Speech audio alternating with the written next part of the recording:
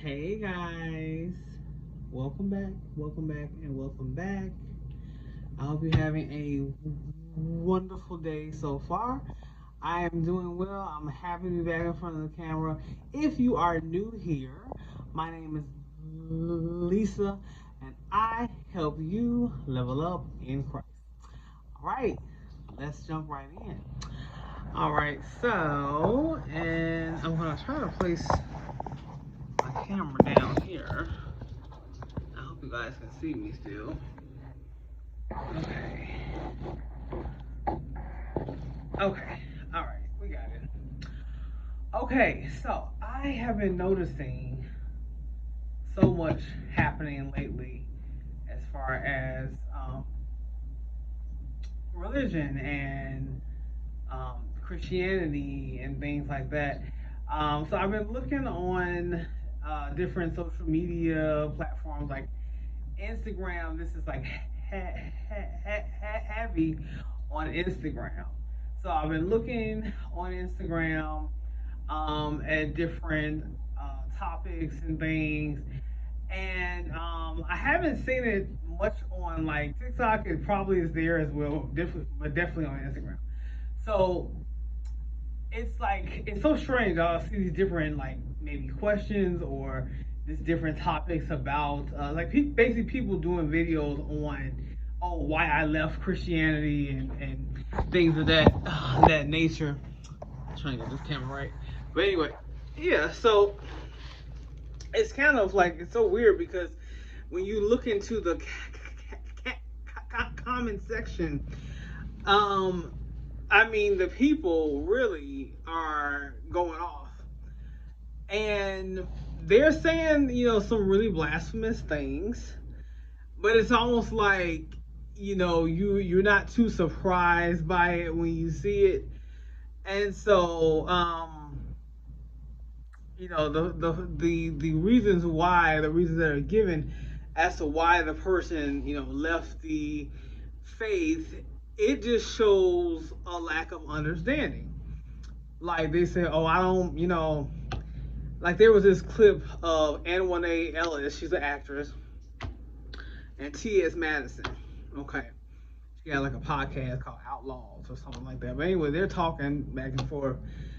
And then one day it's like explains to T.S. Madison that, she doesn't believe in the Bible and she believes, like she used to believe in God, and she's talking about how black people, us as black people, we made God beautiful. And she said white people, how it was, she brought up slavery. That's a common argument that'll come up right when it comes to religion. And she was saying how, you know, white people, use that to justify slavery. They use Christianity to justify slavery, and how we black people, we made Christianity and God beautiful. And she was saying when it comes to believing in God, she's like, well, who is that? Who, I don't understand. Who is that? Who am I believing in? And all these things. So a lot of people, there were people in the comments like, oh, I'm going to switch to an African religion instead. And, oh, I agree with her. It was a lot of amens. Okay, she had a huge amen corner. Okay. And to me, I'm looking at this, and all I see, to sum it all up, was a lot of hurt. There was a lot of damage there from maybe church hurt, or it could be just trauma that has happened, or abuse, in other forms that may have happened to these individuals. And that really is what it is, overall. And it's definitely a lack of understanding, like the character of God and, who He is. And part of, like, the whole thing, if a person says, well, I don't subscribe to the Bible, I don't read that Bible, I'm not going to read that book, I'm like, well, that could help you too, come into the light, that may help your understanding a little bit better. That would help clear some of this up, you know. But if you're refusing to read the book, it means you're willfully ignorant. You know, you're not wanting knowledge. You know, and wisdom is something that you can just simply ask for, and God will give it to you. You have not because you ask not. You know, so the book is there to as a tool to help you and assist you in this journey that we call life. You know, and prayer is something else. Prayer is so beautiful. It's a conversation with God. You know, it's not always about wanting something or needing something, but really, when you pray, you are asking God for more of Him, more of His presence in your life, and He desires that so much. He wants more of us. You know, He wants to be involved in every aspect of our lives. Yes, He does. So that's the purpose of prayer. Yes, it's for wants and needs and things, but sometimes it's simply a talk, a conversation with God. That's all it is. And there's so much beauty in that. There's beauty in reading the Bible as well. There's nothing wrong with that. People have really vilified the Bible. They made it seem like, oh, it's a slavery book. Oh, it's God supports slavery. First of all, they're taking the Bible is a mysterious book. Like, it has a lot of mysteries in between those letters, in between those lines. So when you read it, you have to ask for wisdom and understanding before reading. You can't read it like a Terry McMillan novel or your favorite book, you know, your favorite fantasy book or something, something like that. You can't read it like that. You had to ask for the wisdom and knowledge when you read it before reading it, you know, in order to get the meaning and the context. Okay, I might do a video on that because you know we got to dig a little deeper. You know, you can't be reading it like you gonna read a sports magazine or something. You know, so but you know a lot of people don't. They've never been taught this. You know, and I didn't know that at one point in my life either.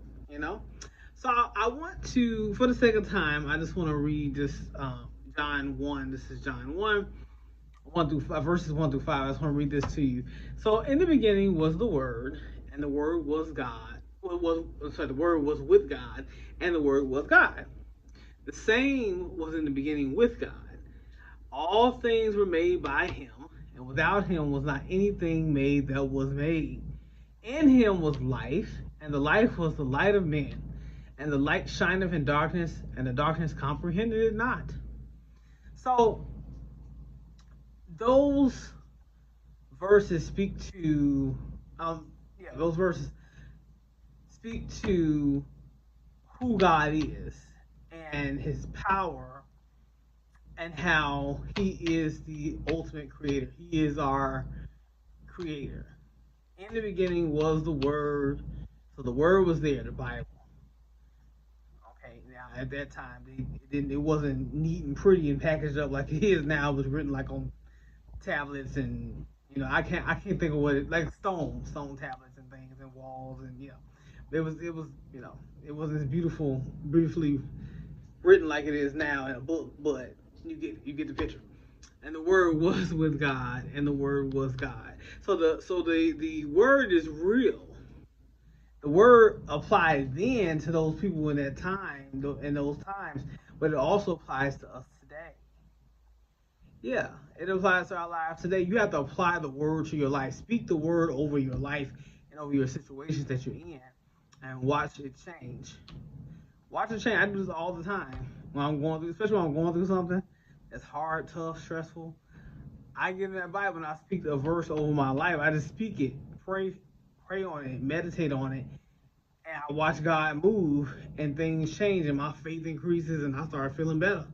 I start feeling this profound peace that I have not felt before. So try that. Try that. I'm gonna end on that note because you know the time is getting up there. I love you guys. You guys be blessed. I hope you enjoyed this video, and I hope you got something out of it. I will see you next time.